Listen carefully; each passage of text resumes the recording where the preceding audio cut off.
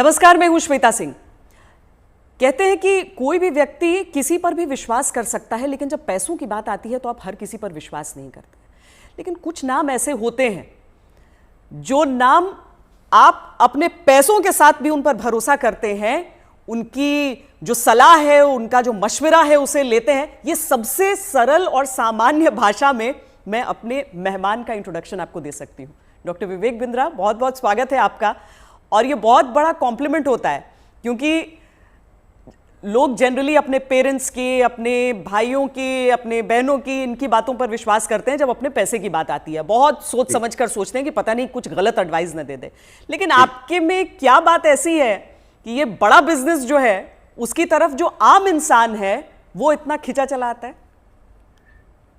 धन्यवाद, thank you. आम इंसान तभी खिंचा चला आएगा जब आप एक रियल वैल्यू क्रिएट कर सकते हैं, और वो रियल वैल्यू क्रिएट करने के लिए आम इंसान की जो सबसे खास समस्या है उसको सुलझाने के लिए क्या प्रयास किया जा रहा है। तो आज जो व्यापारी वर्ग हमारे देश में, देखिए, एंटरप्रेन्योरशिप बहुत पुराना है हमारे देश में, लेकिन स्केल नया है। बिजनेस खड़ा तो लोगों ने किया है, लेकिन बिजनेस बड़ा नहीं किया है।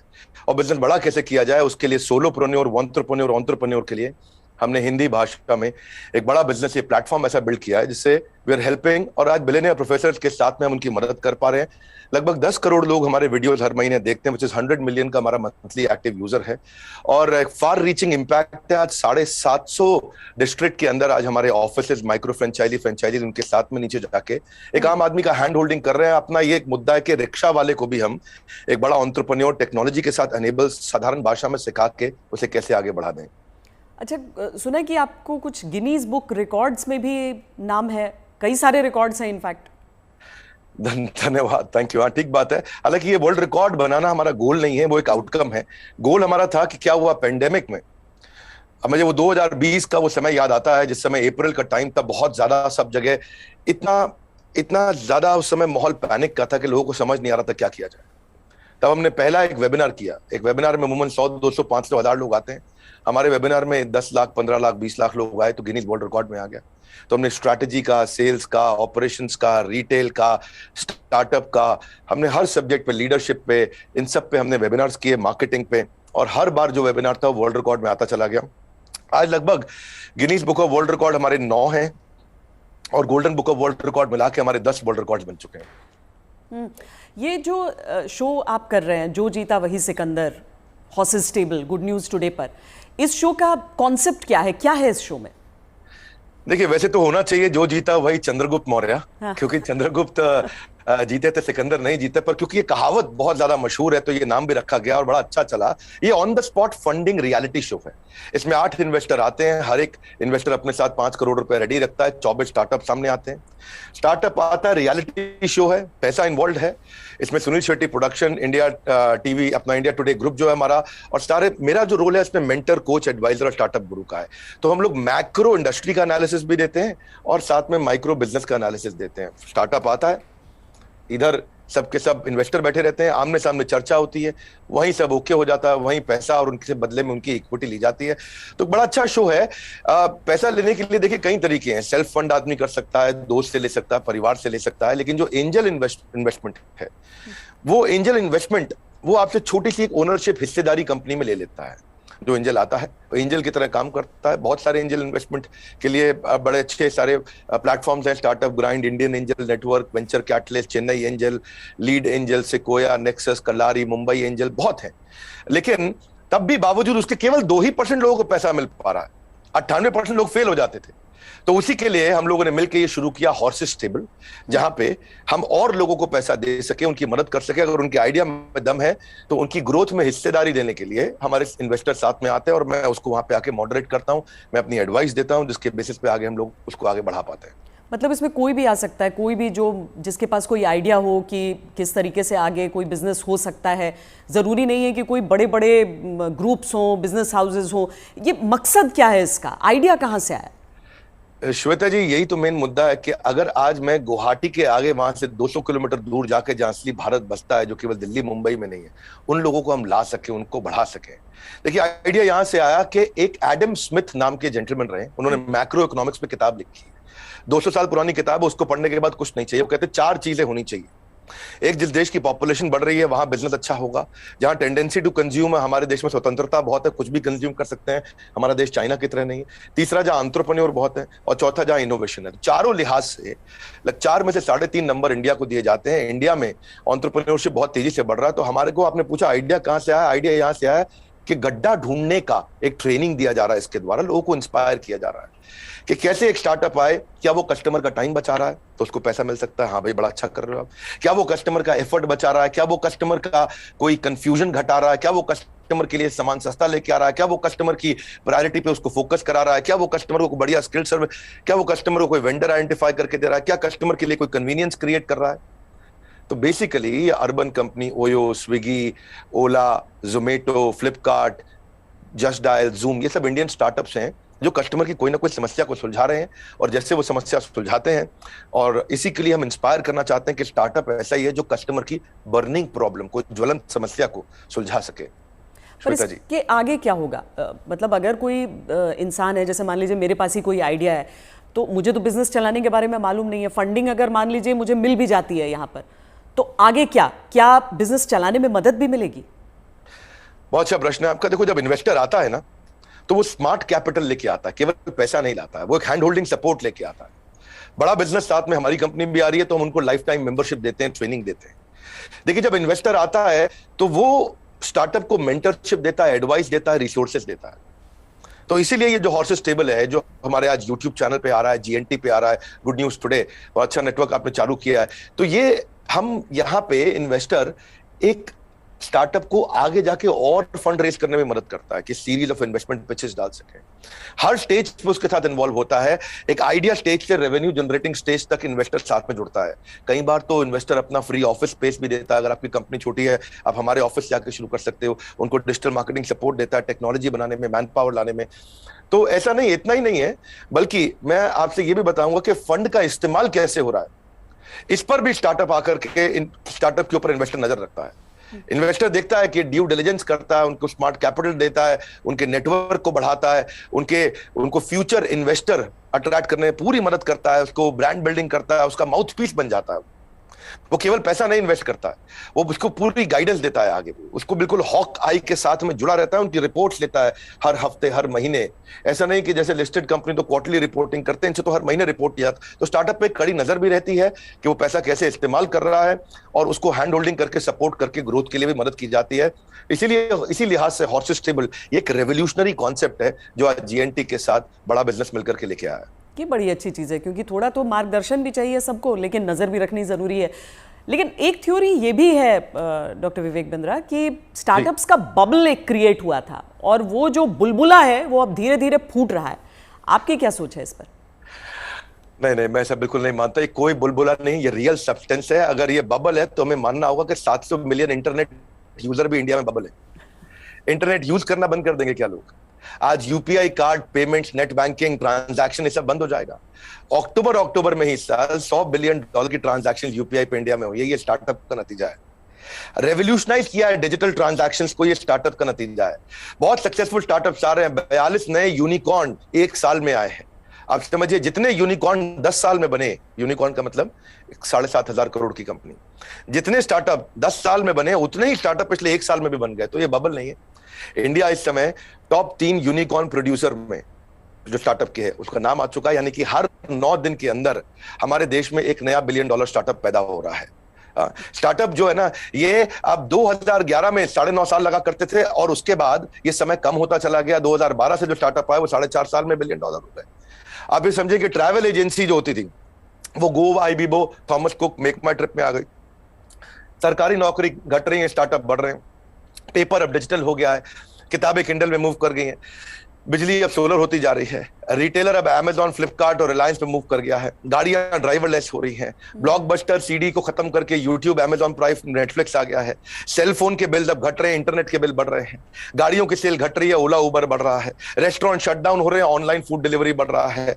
आज बच्चों को जो है ऑनलाइन स्टडीज उनकी बढ़ गई है, प्राइवेट कोचिंग घटती जा रही है। इसका मतलब क्या है, जो स्टार्टअप है ना वो एक रेवोल्यूशन है। पहले कबूतर चिट्ठी लेके जाता था, आज व्हाट्सएप चिट्ठी लेके जा रहा है। इसके बीच में बहुत लंबी जर्नी करनी थी, और सिलिकॉन वैली में कम से कम 15 स्टार्टअप ऐसे बैठे हैं जो व्हाट्सएप के खात्मे की तैयारी कर रहे हैं। और नेक्स्ट जो रेवोल्यूशन आएगा, नेक्स्ट सिलिकॉन वैली आने वाले समय में बेंगलुरु से शुरू होकर के भारत से ही आगे निकलेगा। वाह, क्या बात। लेकिन कई स्टार्टअप्स फेल भी तो होते हैं, कई स्टार्टअप्स फेल हो जाते हैं, इसकी वजह क्या रहती है? श्वेता देवी, ऐसा स्टार्टअप फेल होने के मेन 8-10 बड़े कारण होते हैं। पहला तो कोई डिफरेंशिएशन ना हो, आप वही कर रहे हो जो बाजार में सब कर रहे हैं। दूसरा, फोकस की कमी हो, सारी चीजें करने में लगे हैं, फोकस नहीं है। तीसरा, उनकी एग्जीक्यूशन की स्पीड कमी है।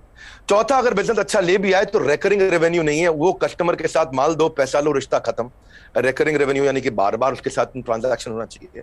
पांचवा, कि वो अपनी टीम अच्छी नहीं बना पाते, दे हायर पुअरली, और एक कमजोर टीम लेके आते, एक कैटेगरी टीम नहीं बिल्ड करते। वो कुछ ऐसा बना बैठते हैं, गलती से एक और गलती एक करते हैं कि वो जो मेरे को अच्छा लग रहा पर कस्टमर को उसकी जरूरत नहीं, यानी कि कस्टमर अनफ्रेंडली प्रोडक्ट बना देते हैं, कस्टमर का फीडबैक नहीं लेके आ पाते हैं, पैशन नहीं होता है, प्रॉफिट के चक्कर में चले गए लेकिन पैशन नहीं है। ये बड़ा जरूरी है, आंसर बड़ा महत्वपूर्ण है। जो आज व्यूअर देख रहे हैं उनको ये समझना चाहिए कि अगर बिजनेस मॉडल और रेवेन्यू मॉडल कमजोर है, प्री मैच्योर स्केल किया, बिजनेस खड़ा हुआ नहीं, बड़ा करने पहले निकल गए, बिना टेक्नोलॉजी के स्केल किया और उसके चक्कर में फिर आपने कर्जा भी ले लिया, तो फिर जो है वो एग्जीक्यूशन और स्लो होगा, प्रॉफिट और कैश फ्लो खत्म होगा, और फिर कैश बर्नआउट के बाद आप फंड भी रेज नहीं करेंगे। यही मुख्य कारण होते हैं कि स्टार्टअप फेल होते हैं। तो पहले बिजनेस को खड़ा करना है, बाद में बिजनेस को बड़ा करना है। क्या हम समझे कि एक स्टार्टअप कल्चर है अब, और ये डेवलप हो रहा है, और ऐसे में भविष्य से आपकी क्या उम्मीदें हो जाती हैं? देखिए, स्टार्टअप का कल्चर अब डेवलप हो रहा है इंडिया में। पिछले काफी समय से हम ऑब्जर्व कर रहे थे, नंबर 1 पे सिलिकॉन वैली, न्यूयॉर्क सिटी, उसके बाद London, Chicago, Los Angeles, Seattle, Boston, Berlin, Tel Aviv Israel में जो है, और सिंगापुर। यही केवल 10 शहर थे दुनिया के अंदर जहां स्टार्टअप्स बिल्ड हुआ करते थे। अब अचानक बेंगलुरु बहुत तेज आगे आया। हम जो पीछे थे अब हम आगे बढ़ रहे हैं, परंतु क्यों हम पीछे रह गए थे और भविष्य में कैसे आगे बढ़ेंगे उसको समझते हैं। हम पीछे इसलिए रह गए क्योंकि हमारा इंडियन एजुकेशन सिस्टम बहुत कमजोर था। इंसान को रोटी कपड़ा मकान के अलावा सबसे ज्यादा जरूरी है शिक्षा, और यहाँ पे ग्रेजुएट इतने प्रोड्यूस हो रहे हैं जितने कंज्यूम नहीं हो रहे थे। Real time corporate campus experience नहीं है, पढ़ाई पुरानी है, स्टैग्नेंट सिलेबस है, कन्वेंशनल थियोरेटिकल क्लासरूम अप्रोच थी। इस चक्कर में अंडर एम्प्लॉयमेंट जो है वो अनएम्प्लॉयमेंट से ज्यादा बड़ी समस्या है। आज राजनेता लोग सबके सब हमारे यहाँ पॉलिटिक्स में अनएम्प्लॉयमेंट की बात करते हैं, लेकिन अंडर एम्प्लॉयमेंट कितनी बड़ी बात है कि अब ग्रेजुएट पोस्ट ग्रेजुएट को 14,000 रुपए की तनख्वाह मिलती है, पीएचडी होल्डर को आज अगर 20,000 की तनख्वाह मिल रही है तो कितना बुरा हाल है। लो इंडस्ट्री डिमांड है, इनकॉम्पिटेंट फैकल्टी है, जो कॉलेज में पढ़ा रहा है उसको पढ़ाना नहीं आ रहा, कॉलेज में प्रोफेसर वो बन रहा है जिसको कोई नौकरी नहीं मिल रही है। तो स्टूडेंट की एस्पिरेशन बहुत थी, प्रिपरेशन यहाँ थी, प्रिपरेशन है नहीं, एस्पिरेशन बहुत ज्यादा है। उस चक्कर में हमने हार्वर्ड के प्रिंसिपल्स को इंडिया में अडॉप्ट किया कि 80% case study, 10% project, 5% lecture, 5% learning. ये है 100% का पूरा मॉडल। और आप जो है ये जो आपका बेसिकली प्रश्न है कि कल्चर डेवलप हो रहा है, हाँ अब ये कल्चर डेवलप हो रहा है। ओरिजिनल क्वेश्चन आपका यही है कि कल्चर ऑफ इनोवेशन आ रहा है, और इससे ना इकोनॉमिक एक्टिविटीज, मनी सर्कुलेशन अपने आप इंप्रूव होता है, और इससे देश में फर्क आ रहा है। मेरा कंक्लूजन यही है कि लोगों के पास आइडियाज हैं, कैपेबिलिटी है। हमने जो ये शुरू किया है हॉर्सेस स्टेबल, जो जीता वही सिकंदर, ये एक ऐसा रेवोल्यूशनरी कॉन्सेप्ट है जिससे एक आम आदमी को भी ना मन में ये फीलिंग आ गया है, यार आइडिया देने पे पैसा मिल सकता है तो मुझे भी कुछ करना चाहिए। केवल आइडिया देने पे पैसा मिल रहा है, भैया तो कमाल हो गया है, मैं भी आता हूं, मैं भी आगे बढ़ता हूं। बड़ा उत्साह इस समय बढ़ रहा है देश का। हमारे यूट्यूब चैनल पे हमको बहुत फीडबैक्स मिल रहे हैं, जीएनटी पे मैंने देखा बहुत से फीडबैक्स मिल रहे हैं, लोग बहुत पसंद कर रहे हैं, शेयर रेट बढ़ गया, वीडियो कंजम्पशन रेट बढ़ गया। नहीं, आप बहुत सही बात कह रहे हैं, क्योंकि 12वीं कक्षा की इकोनॉमिक्स जब हम पढ़ते हैं तो उसमें अनएम्प्लॉयमेंट में तो कई चैप्टर्स हो जाते हैं, अंडर एम्प्लॉयमेंट सिर्फ एक सबहेड के तौर पर नजर आता है, लेकिन बहुत बड़ी समस्या है। देश में टैलेंट की कमी नहीं है, टैलेंट पूल है हमारे सामने, लेकिन कोई ऐसा रोड मैप आपको नजर आता है कि जो प्रतिभा है युवाओं की उसके हिसाब से उन्हें मौके मिल सके? रोड मैप एक ही है कि आज बच्चों को लैक ऑफ क्लैरिटी है, उनको प्रोफेशनल, करियर, सब्जेक्ट, कोर्स इसके बारे में जानकारी नहीं है। तो रोड मैप केवल एक ही है कि उसको कंटिन्यूअस लर्निंग का मतलब है कंटिन्यूअस अर्निंग। उसको अपने साथ एक डिसिप्लिन बिल्ड करके अपने साथ मूक यानी कि मैसिव ओपन ऑनलाइन कोर्सेज दुनिया भर में आ गए।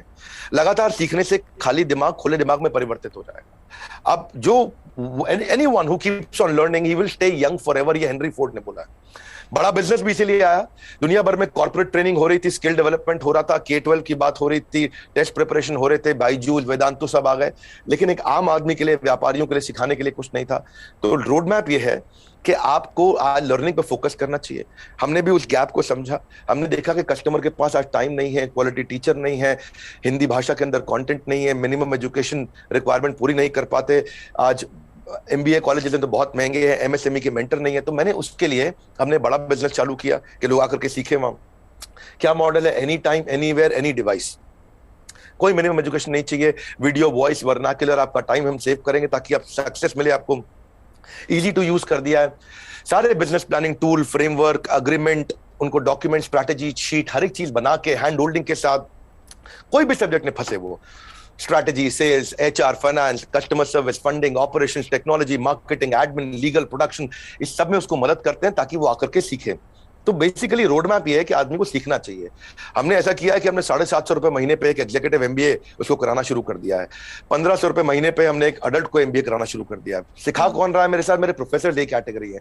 केन RO, Patanjali, Amul, Morgan Stanley, Somani, Apollo, Ford Motors, इन सबके चेयरमैन हमारे साथ जुड़े हुए सिखा रहे हैं। Dainik Bhaskar, Lal path lab, Xiaomi, HDFC limited, जब इनके चेयरमैन एक अच्छा बिलियनियर प्रोफेसर आके सिखाता है और वो लर्निंग देता है और इतनी अफोर्डेबल प्राइस पे देता है, तो उससे रेवोल्यूशन आ रहा है। यही कारण है कि आज देश में बहुत सारे लोग हमारे साथ जुड़े हैं, जिसके कारण हम वो सीख पा रहे हैं, आगे बढ़ रहे हैं। तो रोड मैप सब लोग को मेरा एक ही मैसेज है कि अगर आपको अर्निंग बढ़ानी है तो पहले लर्निंग बढ़ानी होगी।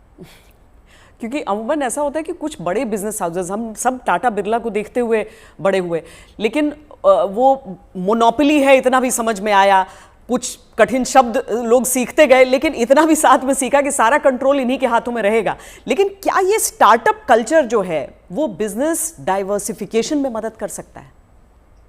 श्वेता देवी, अब जमाना बदल गया है। पहले $1 बिलियन कंपनी बनाने में जो 50 साल लगते थे, 5 साल में बन जाती है।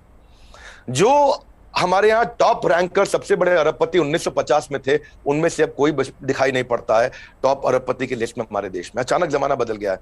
इनफैक्ट सन 2000 तक भी Naukri.com, मेक माई ट्रिप, इनको 14 साल लगे $1 बिलियन कंपनी बनने में। पर आप उसके बाद देखिए, फ्लिपकार्ट, पॉलिसी बाजार, जोमेटो आया तो इनको 14 साल नहीं लगे, ये 8.5 साल में $1 बिलियन हो गए। पर उसके बाद में देखिए, नाइका, ओयो, उड़ान और ओला इलेक्ट्रिक आया, ये 2 साल 3 साल में $1 बिलियन कंपनीज हो गए। तो अब जो है वो कॉर्पोरेट्स की बपौती नहीं रह गया है बिजनेस। अब पहले हुआ करता था कि बड़ी मछली छोटी मछली को खा जाया करती थी, आज बहुत सारी छोटी मछली मिलकर बड़ी मछली को खा जाती हैं, और उसी रेवोल्यूशन में हम कंट्रीब्यूट कर रहे हैं साथ में। डॉक्टर बिंद्रा, बहुत मज़ा आया आपसे बात करके। और एक चीज़ मैं कहूँगी कि आमतौर पर क्या है कि ये बिज़नेस के कॉन्सेप्ट्स जो हैं उसमें अंग्रेज़ी का इतना इस्तेमाल होता है कि आम लोग कनेक्ट नहीं कर पाते हैं। आंकड़ों का इतना इस्तेमाल होता है कि लगता है कि यार ये तो हमारे बूते की बात नहीं है।